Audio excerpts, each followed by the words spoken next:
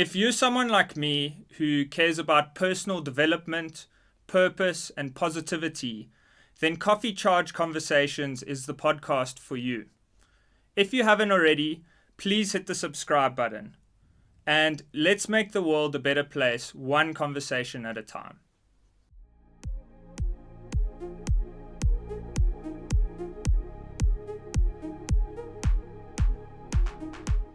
Welcome to Coffee Charge Conversations here at Real Global Productions.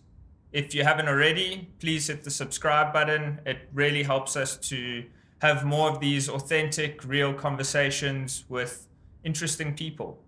Speaking about interesting people, today we have Cameron Timm on the show. Cameron, welcome to Coffee Charge Conversations. Thanks, Mike. I really appreciate it. So you were a bodybuilder, you're now a boxer, and you did a little bit of online personal training. Why did you get into training? What was it about helping others that interests you? Really enjoyed the science behind food and all the different things you really need to do and take into account during these competitions, how you need to look, what training you need to do, how focused you need to be on the discipline side. And then when I got into that, I was like, shit, let's try bodybuilding and let's give this a go. And then after the first competition, I was hooked. And then what I said to myself was like, I've come from a place of like being very insecure to becoming like more proud of myself and feeling fulfilled. And I think I wanted to share that with other people. And just because of what I was learning on a day-to-day basis with my coach and my training and food and all that kind of jazz, I did a lot of research on my own as well. I was like, I want to be able to share this information with other people to help other people. So I think that's where that began. So yeah. So you mentioned discipline. Yes. And now that we're quite early into the year, I think Yes. a lot of people have now New Year's prioritized resolution. Yeah. they prioritize their health and they've got their New Year's resolutions. Yeah. But you find that usually by about February, March, Yes. a lot of people have already given up on those Yeah. resolutions. Why do you think that is? I think people really struggle with the fact that they don't understand that you're not always motivated. So discipline is key. And all it is about, for me, like I was vaping as well last year because I got injured and I was like, I need something to do. And then all of a sudden when Jan came, I said, I'm done. And all you need to do is really put your mind and give your mind a real goal. So the thing is, my goal for like stopping smoking, just as an example, is I want to be healthy for my kid. I want to be healthy for boxing. I want to do all these things. But with that goal in mind, it keeps me disciplined. I'm like, if I crave vaping or nicotine or whatever, I think, what am I doing this for? Why am I doing this? And that's really important, because the problem is people are like, oh, I'm not always motivated. There's no such thing as motivation. You're motivated for one day. You watch a video, you're like, oh yeah, I'm going to go train. I'm going to do this. But it's not about that. It's about being consistent. And I think one of the biggest problems with people is they don't know how to manage their time well. And I think that's something I've learned very much throughout my whole life. And when I was in school, I was training at 5 a.m, like other people. I was cycling in Bloemfontein at 4:30 in the morning to a gym called Tempe, which is where the army base is. I cycled there every morning in the dark, and I came home before school. Came back to boarding house and then got changed, went to school. And the problem is, it's because I had the vision of mine becoming a professional athlete or looking a specific way or being strong in a specific way. You have to keep the goal in mind. You have to be, why am I doing this? So the why is really what happens. And the problem with people is they're like, oh, I want to lose weight, I want to do this.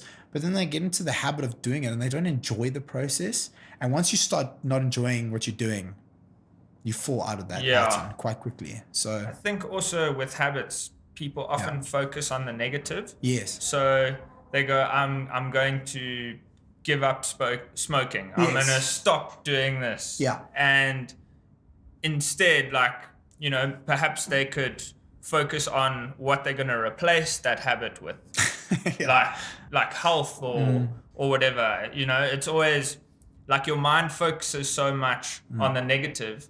Basically, the problem is people substitute things for other things. Yeah. And it could be healthy, it could be a bad thing. It's like alcohol. People that have AA issues, when they do the AA stuff, they then substitute that with other feelings. And the thing is, that's not a great way to look at it. You know what I mean? So let's say someone is addicted to, like, I don't know, just example, cocaine. Then what they do is they over drink because they want the same kind of real feeling. And I agree with you. The problem is people substitute that for a health thing, but that's not something they really enjoy. And I think that takes you away from it. It's because it's something you're not really interested in. And that's why boxing is so important for me, because I love boxing. Like, I love it. And that's what keeps me motivated the whole time. I enjoy it. It's a great stress reliever. And the problem is, what you're saying is, I think what you're trying to say is people substitute it for something that they don't really enjoy. And that's what happens, is you fall out of that pattern because you're not in love with the change. Yeah, you're disciplined because you think it's good to be disciplined, not because you feel like it's going to benefit your life. Sure. No, for sure. And I think for me, there's pros and cons to everything. All right. So being disciplined and being successful, what's going to happen to you in the back of the mind as well is, like, you think, oh, I'm going to be successful, I'm going to be with my friends. It doesn't work like that. There's priorities at specific stages. I'm training in the morning, then I come home, and then Jay goes and trains and does her thing. Then I'm working 8 to 5, and then after that I'm spending time with my family. I don't have time for other people because I'm trying to be successful in my own personal life. But that doesn't mean that I can't have friends that I speak to on a day-to-day basis. So what I mean is there's a pro to it where I'm going to be successful because I'm putting in more work. But the con is, I'm not going to spend enough time with my friends. There's always going to be pros and cons to any decision you make, for sure. So yeah. And people don't always see that. They see. I'm speaking for myself as well. Sometimes, you see success and you go like, oh, that's what I want. So I'm going to work hard. I'm going to grind, and at the same time, I'm going to like have all these friendships, and like my love life is going to be great, and everything's just going to like mesh together. But right now I'm just going to like work hard to get there. But yeah, something's got to give. Tunnel vision. You always see the light at the end of the tunnel, but you don't see what's dark around you.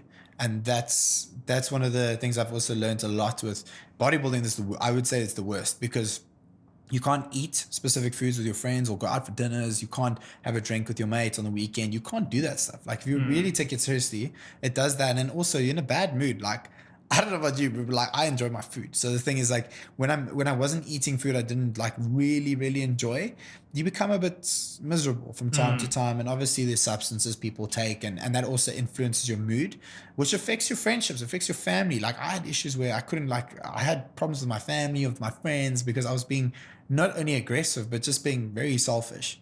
So but I was getting very successful with the bodybuilding, and I was building followers, and I was getting traction, but on the other side of things, other things were getting taken away from me, and people don't understand that. So you need to know that whatever decision you make, there is always going to be a repercussion for those decisions, for sure. So now that you are recently, you've become a father. Yes. How have your priorities changed now? It's a massive change. So I'd say it's probably the best thing that's ever happened to me from the get-go, but it's also the hardest thing that's ever happened to me. I think in the beginning, the biggest problem is time management. So your priorities change, your mindset changes. It's almost like an automatic instinct that happens when you hold that baby for the first time, and you look into those eyes. You say, for me, it was like, I looked into his eyes and I was like, I am going to do everything on this planet for you.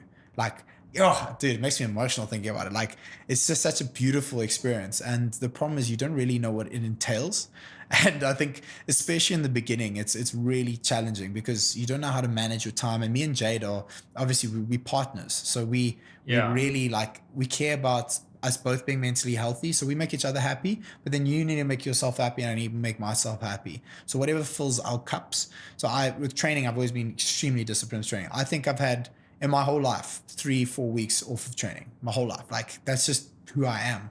And then during this period with Blake, it was about 3 months at a stage where I didn't train at all, got back into smoking vape. It made me lazy. And the problem is, because you develop this instinctual place where you want to just be with your kid the whole time. And that's just who I am. I'm very caring, and I like to be hands-on as a father. And how it really worked is it's trial and error. You gotta try different things for a few months, and it's gonna eventually fall into place. But now I think we've really got that waxed. So like right now, how our routine works is I'm up at 4:15 every morning, which I'm actually going to be changing soon again. It's always evolving, you know what I mean, due to what your goals are. I wake up at 4:15. I'm at the gym at 5. I train until 6:30 every morning. Then I drive home. Then Jade goes to training and I take over Blake. And then I look after him until I start work. And then that's about 8:30 where he comes, when Jade comes home, and I'm working from 8, but I'm still looking after him. Then I work from 8 to 5. And then what happens is after I look up, I either do training again or I do like a run or whatnot. Then I look after Blake, I shower, bath him, feed him, and we go to bed. But me and Jade take turns in doing this. But it's extremely difficult to reach your goals while having a corporate job, while having a baby. And you just got to manage your time really well and respect each other. You got to respect that she needs to train, I need to train, I need to work, she needs to work. We need to do these things together. And I think just working as a team really makes a big difference, but it takes time. It really takes time, especially the adjustment. You don't know what it entails having a kid. Trust me. People always say, "Oh no, yeah, this." I'm like, guys, let me tell you, there's realities to this stuff, right? Yeah. That first year and a half, it is the most incredible experience because honestly, every 2 weeks he changes. That is like the wildest experience for me. Like they change all the time. So if you're not part of that change, it's like you miss out. And like I've made it a point of not missing out on anything. So I can tell you what he did at 2 months, at 3 months, at 4 months, 5 months, 6 months, 7 months. I could tell you every single step. But where we really connected was when he started being like more mobile and more like chatty because they're very on mom in the beginning. Like they're very like, I need boob, I need this. And they don't really like converse, you know what I mean? So it's hard to engage with them. But as soon as they get a little bit older, you build this like beautiful relationship and beautiful like, oh dude, it's fantastic. So yeah, that's like the routine around it now. It needs time and a little bit of work. So it sounds like you have quite a busy schedule. Obviously, also being an executive and working in sales. Yes. So, I mean, that comes with quite a bit of stress, anxiety, time management, all of that. How does exercise help that? So I would say exercise is my happy place, right? So it's the place where I decompress. I don't think about anything but what I'm doing at that current time. And like, as we've spoken about in the past, is the biggest problem with people is you look too far.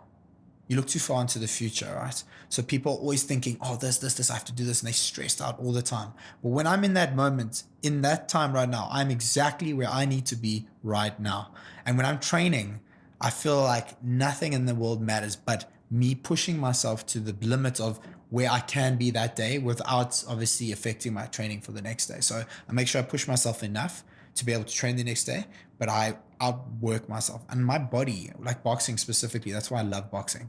When you box and you hit that bag and you're just releasing so much endorphins for yourself and so much stress and anxiety. And when I come back, I promise you I'm the nicest person to be around after training. You'll love me, bro. I'm so bubbly and happy because I've let off that stress. I haven't thought about anything else but what the next day is going to look like and how I'm just feeling. And I think training is an outlet for suppressed energy. And if you don't train or you don't have your own, it doesn't have to be training. So don't get me wrong, like Shane, like I don't want to influence other people to, oh, you have to be in the gym or you have to box or you have to run. Everyone's got their own thing. But one of the best things I've learned is finding something that really helps you express those endorphins, which for me is boxing. All right. So I just feel a lot better after a run. So after a run or hitting a bag or getting in the ring with someone and really testing myself, the only thing I'm focusing on is him. The only thing I'm focusing is that bag. The only thing I'm focusing on is how fast I'm running. That is it. There's no stress to it. There's no, you know what I mean? The only thing with boxing, obviously stressing if I getting knocked out, but at the same time, it's the most alive feeling I can be. And then I worry about work when I'm doing work. So the thing is, it's a great way to take away what you need to do and focus on just being a human and what's happening right now. And that's what I love about it. It's fantastic for you. Mentally, I think mentally is the biggest part because the problem is, like, as you said, it's very stressful. My job, every job is stressful. Like you can't say just sales is stressful, just this or that or that. Yes. But every job has its cons and everyone has their own problems at home or whatever. But if you don't have something for yourself and something you're not doing for others, so like your work or you're doing stuff for your family or your partner or your girlfriend, your wife, your kid, the problem is you become so like subdued in this like bad like area where you become depressed because you're only looking for other people's happiness and you're not looking after yourself. And for me, I need to look after myself to look after them. So that's a real thing for me. So yeah. Yeah, I feel the same. I feel like if I'm not exercising and I'm not active and I'm not looking after myself, whatever that may be, I'm not as present with the people that I really care about. I can get a little bit snappy, I'm a bit grumpy. For sure. And I go for, and I overthink. I get like so stressed in those moments. Like if I'm sick for a week and I'm not like going to gym or going for a run or whatever, like I'm not a fitness freak by any means, but as soon as I'm not doing that, I am not myself. No, for sure. And then, like you say, I'm not able to look after me, and then I'm also not able to look after or help anyone else, make them feel good because I don't feel good myself. No, for sure. And I think one of the biggest things is literally just being able to take yourself out of that anxiety and overthink. I'm also a big overthinker, so don't worry. That's why I was laughing when you're saying, yeah, dude, like we can relate there. And also I get a lot of anxiety, and that's also why I used to vape a lot because it felt like the nicotine I used to it just helped me control. I used to smoke all the time, bro. And when you're working, you smoke and calms you down a little bit. But the biggest problem is it actually causes more anxiety because the nicotine is actually a stimulant. You know what I mean? But the whole concept with that is, if you do not look after yourself, you can't look after the people around you. And then the biggest thing about it is basically your mental health. Because you remember, when you're keeping your brain active, you're taking away from all the nitty gritties and the experiences people have. Some people don't have too much stress. Some people don't get anxiety. They just chill, and I don't know how the hell they do that, but I'm proud of them. Either that or they pretend. I don't know. Yeah, honestly, but at the end of the day, you can lie in bed and look at the ceiling and sit there and the whole world is spinning for you. I think a lot. As I said, I'm an overthinker. But what I've really tried to do is with training is let that out, let it be gone, because you can't change anything that's happened in the past. If me and you have a conversation now and I say the wrong thing, it's done. I can't change what's happened. It's in the past. So stop focusing on the things that have happened and focus on what you can do going forward. I think that's the biggest problem with people is they think about things that they cannot change. I think about my childhood and bad things I did, but it's made me into the person I am today. So why focus on things in my past that I cannot physically change? I can't do anything about it. That's where my biggest anxiety came from. And now I just focus on, okay, what's the next foot forward? What is the next step? What do I need to focus on now? If I mess up with work, I let's say a presentation I didn't do on time or whatever, it's done. There's nothing I can do. But going forward, I'm going to make sure it's done in a better time frame. I'm going to make sure I have less stress around it. It's all about planning. And I think planning is key to minimizing that. And that's what I'm saying. Train in the morning, get your stuff done, feel relaxed for the day, start it in a good way. That's just the recommendation I'd give to people. Because at the end of the day, as much as people I want to work my stress out after the day, why not decompress in the beginning so that you have less stress to start with? I think that's also quite I think everyone's different. Yeah, for sure. But and for some people, maybe the only workout they can fit in is at the end of the day. Yeah, for sure. But for me, I find working out or going for a run, now I'm really getting into my running. Blood's flowing. But I love to do that in the morning, 6 o'clock before I start my day, get a little bit of endorphins, feel good going into the day. And then I usually just start my morning a lot more productively, positively. I feel in a better headspace. Can I also guess something? Go for it. So one thing we talk about the anxiety side of things, right? Yes.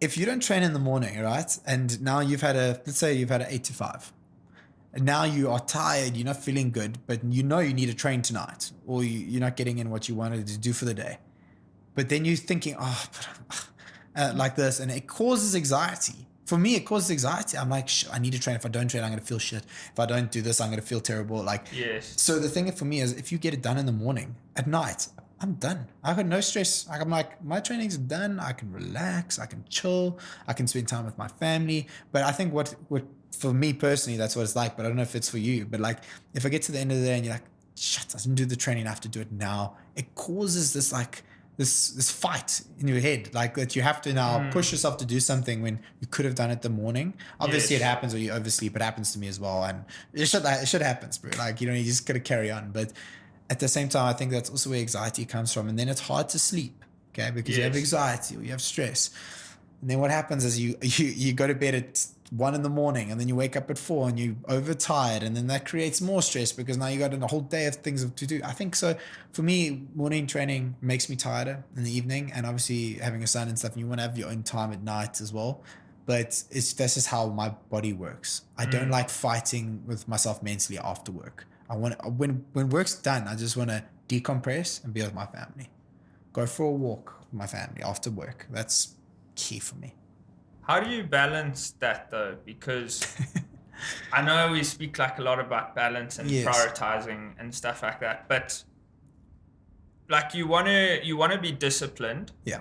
but then I find with myself that I can get a little bit hard on myself when I don't train or when I don't do this. Building anxiety. How do you Yeah. how do you work with that? Because you can't be disciplined in absolutely everything No. that you do. And I think there are certain situations in life where you've also got to just accept what is. Yeah, for sure.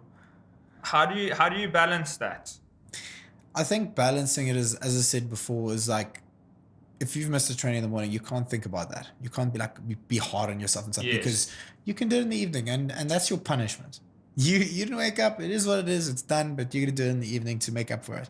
But I think with the balance part of it and how I deal with it is, I just make sure I get the work done. And if I don't, then what's really nice is I like online coaching, all right? So how I did is a reward system. So basically you eat clean for, let's call it 5 days. Well, I did the 2 cheats a week with my clients. So they had cheats on Wednesdays and a cheats on Saturday evenings. But then I'd give them a lower calorie intake for the week. So let's say Sundays, Monday, Tuesdays, and Wednesday before dinner, they have, let's call it, just for example, it's like 2,000 calories. Then on Wednesday night, they spoil themselves. Then it's a reward system. So you hard on yourself for 3 days, then spoil, hard, spoil, hard, spoil. So what for me is like, if I run, then I can spoil myself in the evening by, as I said, taking a breather, relaxing. But if I don't, But if I don't, I know that what's really going to happen at the end of the day is I'm going to be in a bad mental space about it. So the thing is, for me to make sure I get it done is very important. But if I don't, it's also not the end of the world. If I can't train that evening, it is what it is. It's done. Don't let yourself overthink and get into that habit, because there's always tomorrow. Remember, some people go home. Some people don't go home. Like, that's one thing people don't understand. If something so small like that happens, I think people need to get out of that mindset. Oh my gosh, I didn't train it. Oh my, this. You're waking up tomorrow. Some people don't get to do that. Be grateful for what is and what's happened, because most people don't have the opportunities you have to go and run and go to work and have a kid at home and have food on the table. You don't have that. So I think getting out the mindset of really punishing yourself for something that you can't control, that's already passed, is so important, because the next day you can wake up and you can reset. There's always tomorrow.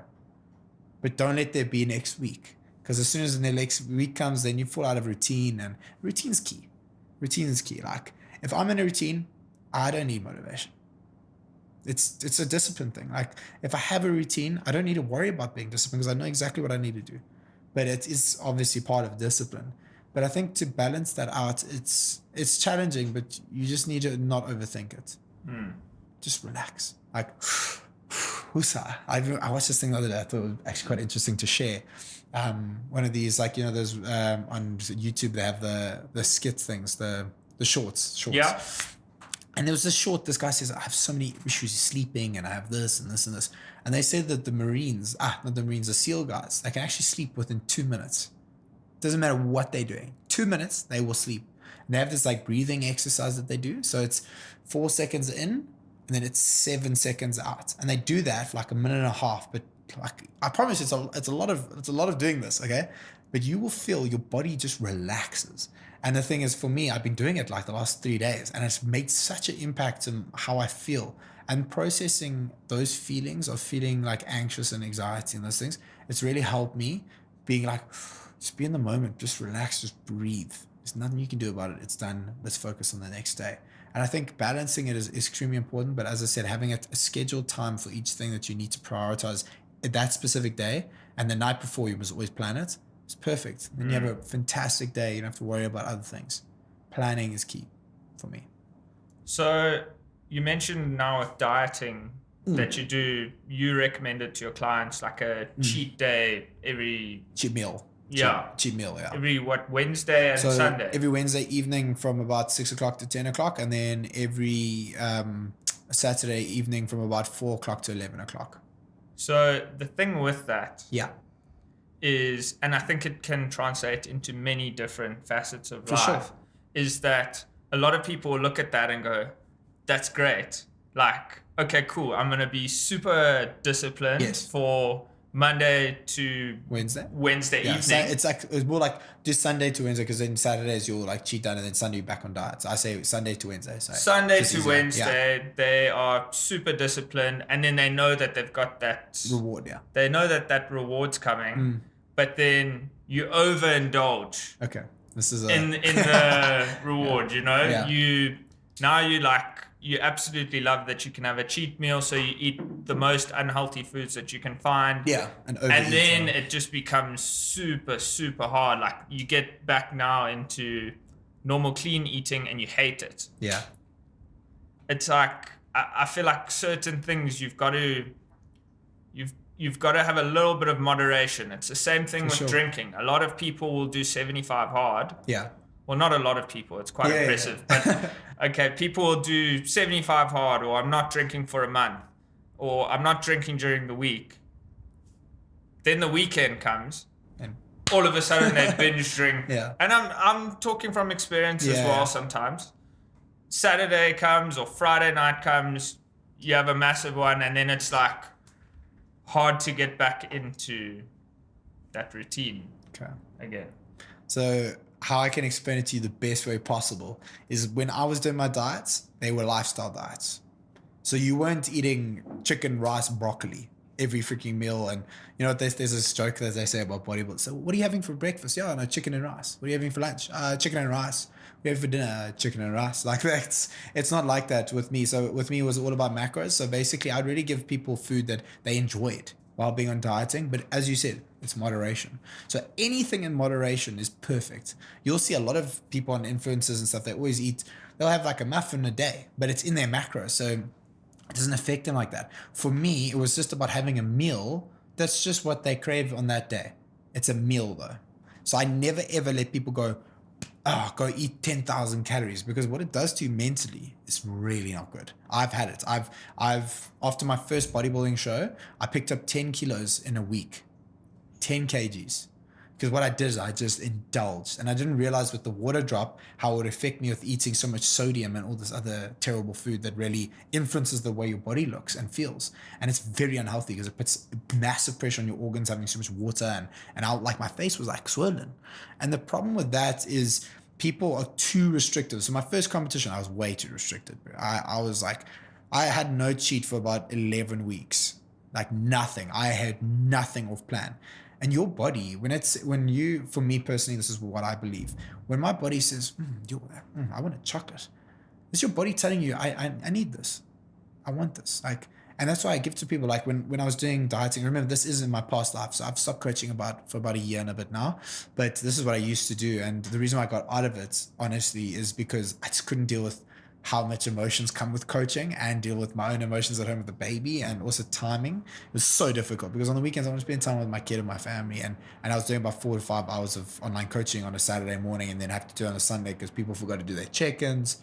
So that's just letting you know. So what I would do is, like, basically I would tell people you need to eat whole foods, but you can enjoy the fats. You can enjoy having peanut butter with your oats. You have blueberries, you have honey. Then at lunchtime you can have mince with, so obviously I'd be customized to them, but I give them like 2 or 3 options so they don't get bored. Then you have like mince with avo or with feta. You would also have mozzarella cheese. There's lots of things that you can really make nice for people in the diet. It's all about moderation and how much you're eating. It's not about what you're eating. Remember, like, obviously don't go and eat very high sodium foods like 3 McDonald's meals a day, but it's in my macros, so it's fine. No, because it's what they put in the food that really makes a difference. And like sauces and stuff, those are the things that really impact the way you look. So if you just cut out the small things, but eat what you want to eat, you'll look fine. I don't diet at all right now. I don't diet at all. I eat what I want to eat, but I make sure that I don't overeat. And as I said to you in the past as well, is what I said to my online clients is 6 to 8 months, you won't need me. Because you'll know like basically what you need to eat, how big the portions are, what kind of food you should be eating. Like I always believed in whole foods. So with like oats, rice, potatoes, sweet potato, you know what I mean? Like even Rice Krispies, it just processes really well through your body. So the thing is like you don't hold that retention. It actually helps because like Basmati rice and those things have high probiotics.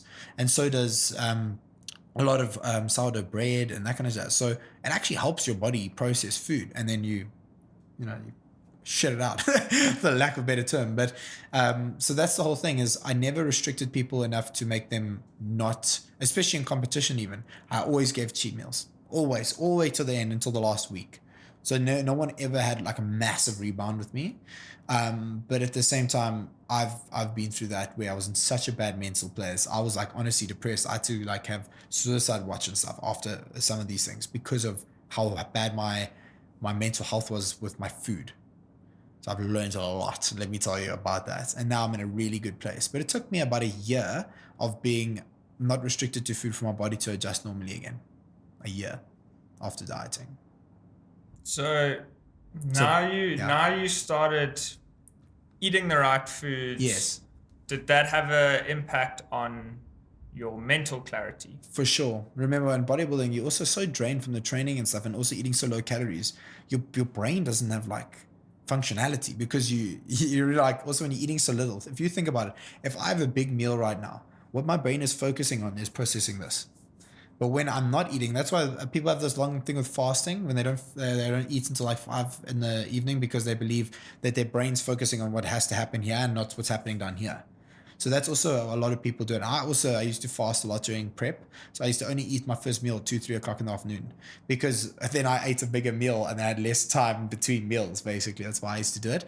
But I think what's the problem is with not eating the right food, your brain's not getting the fuel it needs. It's like your body. Like if I don't eat food, and some people, everyone's different how they want to feel and stuff about food. But some people don't eat breakfast, some people don't eat lunch, some people only eat dinner, whatever it is. But for me, is like it's very important to have food to be able to give you that energy. Remember, protein is what helps your body recover and all that jazz. Carbs and fats is what gives you energy. So like with kids specifically, it's really good for them to have healthy fats, especially when they're growing, because it provides a lot of energy for them to have exercise and run around and do what they need to do, and helps your brain think. They say it was actually a really cool study I read the other day about kids and boys specifically and how they learn. They learn by being active, whereas girls they're more like sit down and they like play with things, and that's why they have dolls, and that's why they do more creative things, whereas boys are like they rampage, bro. Like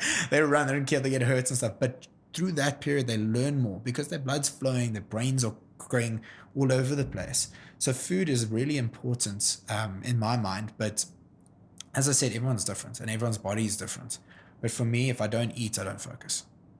But if I also fast, I also just focus on what I need to do.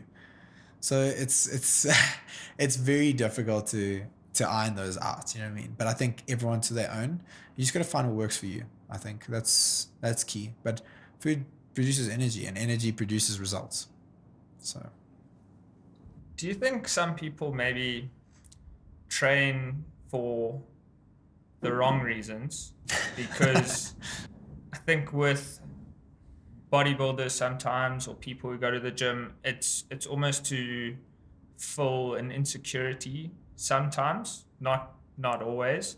But also, did you ever link your self-worth to your appearance? Dude, all the time. For sure. Like I'll be super honest about it. Like when I think the biggest problem with the bodybuilding industry is people care too much about what other people think. Like, and the thing is, like, I promise you, I was probably like 5 or 6% body fat, and I was taking photos of myself in the mirror, and I looked at myself and I wasn't happy. You're never happy. Let me tell you that. Like, you will never be happy. One day on stage, that 10 minutes that you're on stage, you're like, oh, I look unbelievable. I look this. But then as soon as you have a bad meal afterwards, you get a bit fluffy because of the water retention. And then you feel like the world is crumbling around you. And you, oh my gosh, these people are going to think I'm fat. Oh my gosh, my followers are, oh my, I'm like, dude, I got to a point where, the anxiety and overthinking thing, right? So I got to a point where I could not eat out because I was worried someone that follows me would see that I'm eating crap. Like, dude, it was so bad. I cared so much about what other people thought. And I was like, what? Now, obviously, as we've discussed the other day, like, I don't believe in that at all. I'm actually like on the road to moving away from that whole thing because I cared so much about making sure I posted, making sure other people saw what I was doing, making sure I looked right so that other people could give me validation. Like, what the hell am I doing? Who am I doing this for? I think that's the biggest question. Who are you doing this for? Are you doing it for the people that are following you that actually don't give a crap about who you are, what you're doing, what you're going on in your personal life? Or do you care about what you're doing for yourself? And for me, it was about them.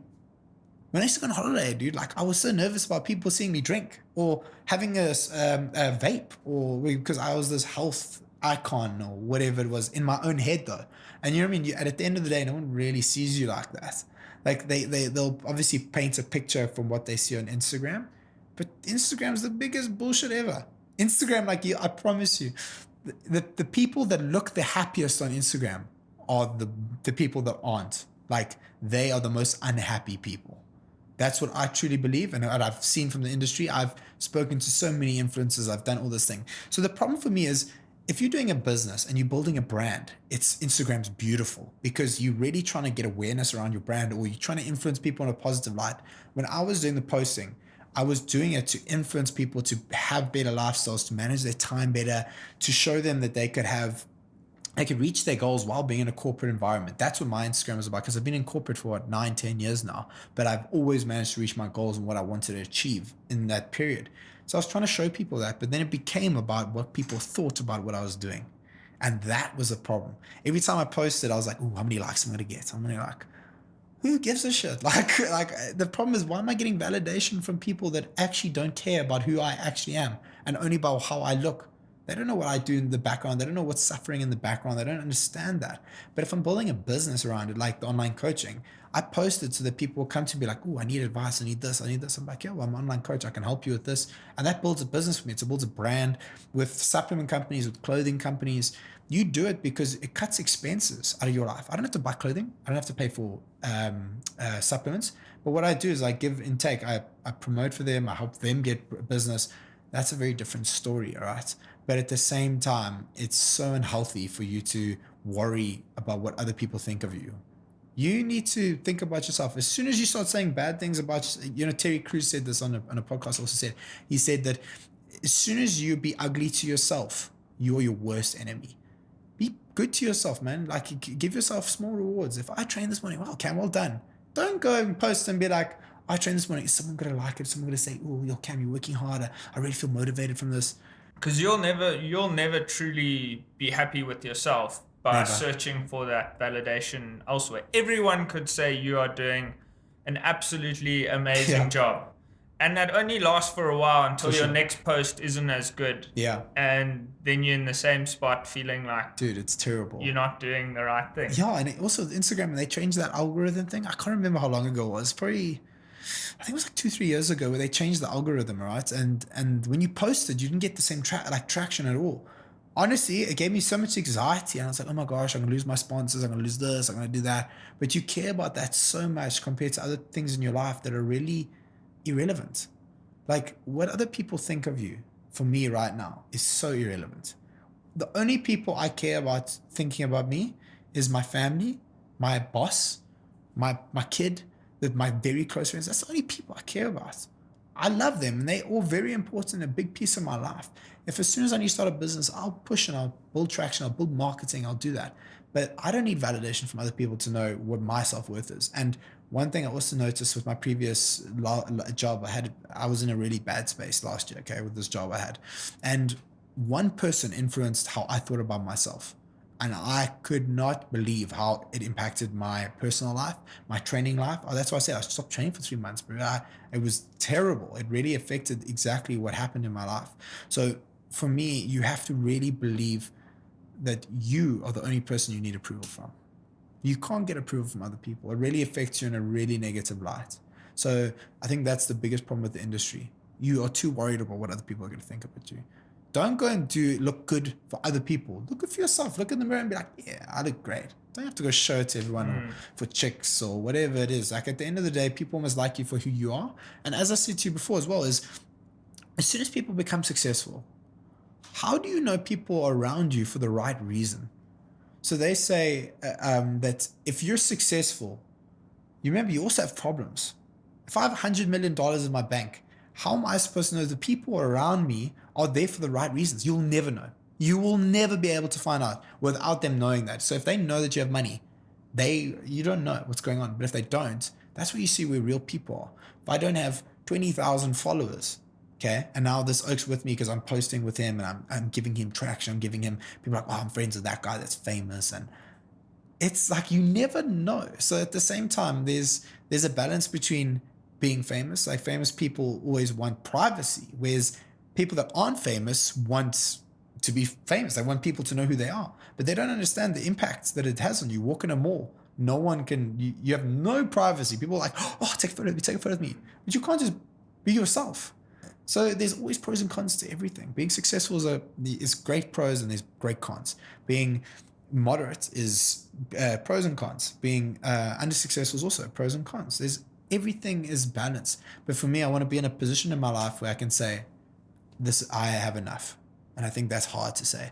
And success for me right now is obviously, I would love to be successful in my boxing career. I'd love to be successful financially in my relationships. But for me, what the most successful part of my life is now is wanting my kid to spend time with me when he leaves the house.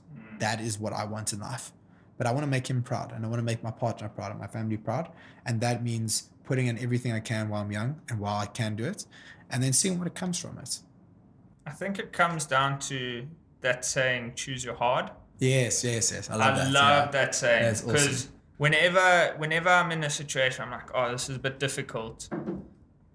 I always go back to that saying, like, it's hard to be broke. Yes. You know, it's hard to not be able to pay the rent each month, not be able to provide for your family, not know where your next meal is coming from. That's really hard. At the same time, being a successful CEO who's got their whole day booked up with appointments, doesn't get to see their family as much, you know, they've built with all this stress, anxiety, they've got to make hard, tough decisions every day.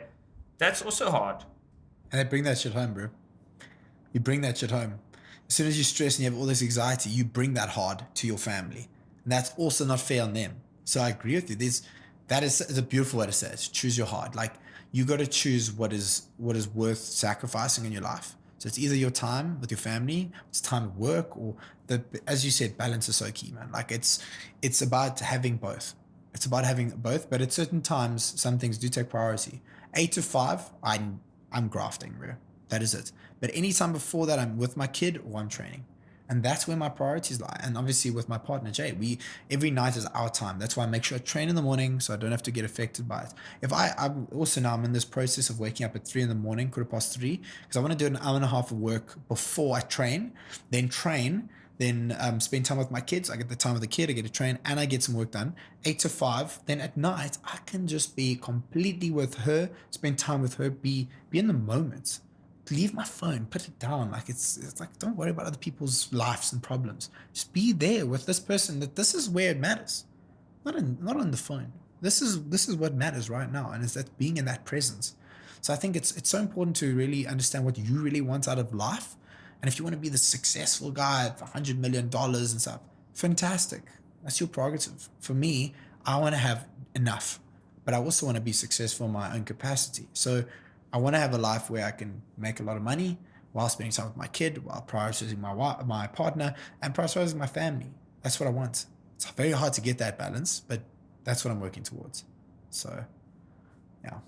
And at the end of the day, if you're healthy, yes, but you're unhappy, then what's the point? You're doing it for the wrong reasons. Exactly. And on that point, I want to get your opinion. Sure. What are your thoughts on steroids? Never do them. I've done it. I call it 3 years because of the bodybuilding. I'm very open about it. So I obviously, I didn't really cruise, which means like when you do a cruise is like when you do test in Anthate for like 6 months, you use a mil a week, and it like helps generally with your health, but actually it depends what you want. If you're doing it to look a specific way, but you're not competing, it's the silliest thing I've ever heard. If you're competing, you really want to focus on bodybuilding, it's awesome. And you know what, there's healthy ways to do it and stuff. But let me tell you, bro, the side effects, it's not worth it, bro. Like for me, it's not worth it. I honestly, I lost so much of my hair. Like my hair became so thin. My temper was up. My testosterone levels were so high. As soon as I came off, they dropped low. I was having issues, bro. Like, and it's not crazy health issues, but it's a look.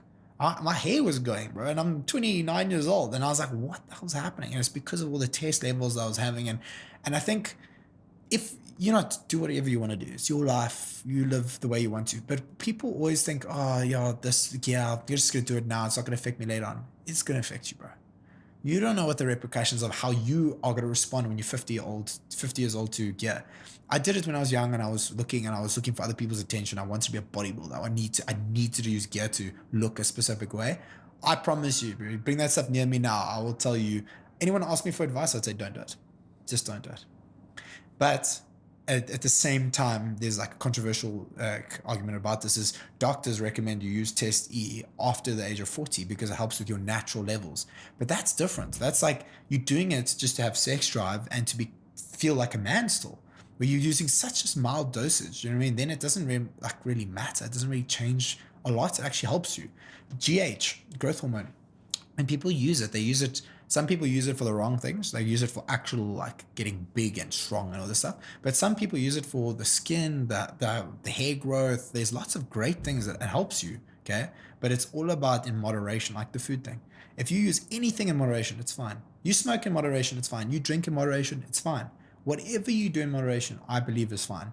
But I would never go back to that. I did it for 3 years. And I'm telling you now, it's something I would never recommend anyone to do unless you're doing it specifically for you and you want to do it for a competition, then give it a go. But let me tell you, you become so obsessed with the look and the feel of gear. When I took gear, I felt like an animal, dude. I was so strong and I was so like, I look good and I cared so much. But as soon as you come off, you look completely different. Like you do. Your shoulders aren't as rounded. You don't have the same taper. You don't look a specific way. And how it affects you mentally. Dude, oh my gosh. Let me tell you, body dysmorphia is one of the most realest things I've ever experienced in my life. You feel terrible about yourself to this day. When I look at myself in the mirror now, to this day, I'm like, I still have problems with it. Honestly, because I don't look anything like I looked when I was on competition stage, bro. If I show you photos of me when I looked on competition, it's ridiculous. I was 3.5% body fat. I was lean. I was jacked, but I felt terrible. Right now, I'm in a place where I'm in between looking good and I'm getting back to looking good again, but healthy. I'm running. I'm eating what I want to eat. I'm feeling good about the way I look. Okay, but it's still in the back of my mind. I don't look the way I used to. People are gonna judge me for the way I look now. I don't care. But it's always going to be there in the back of your mind. So gear causes a lot of body dysmorphia and a lot of health issues, in my opinion. So I don't think it's worth it. I wouldn't do it again. If I had to go back, I wouldn't do it. But at the same time, it's also made me to who I am today. So I'm not going to ever regret that either. Cam, I've loved this conversation. No worries, thank you. It is time for the final question. Sure. And that question for you is... It's quite a deep one. Oh gosh, here we go. Yeah. What's a limiting belief that you are ready to let go of? Whew. Yeah, see, that is a tough one. Limited belief for what I'm ready to let go of.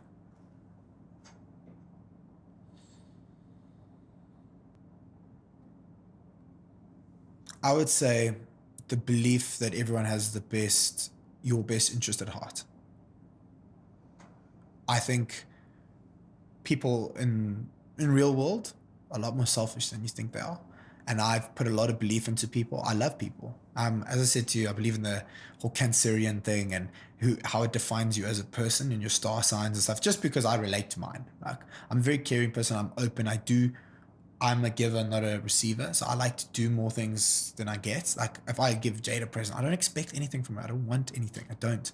But what I mean is putting faith in people where you think people really have the best interest in mind for you is absolute bullshit.